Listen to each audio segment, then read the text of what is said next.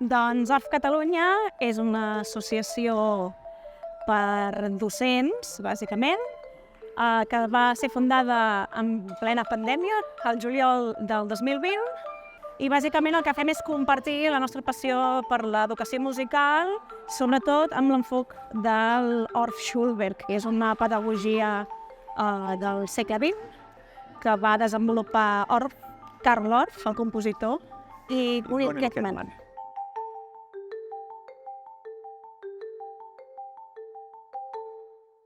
Les jornades que estem fent avui formen part de la nostra formació certificada. La formació certificada consta de 3 nivells. Avui aquí tenim el nivell 1 i el nivell 2 i consta d'un curs d'estiu que dura una setmana i llavors una trobada a l'octubre, que és aquesta d'avui, i una trobada al gener.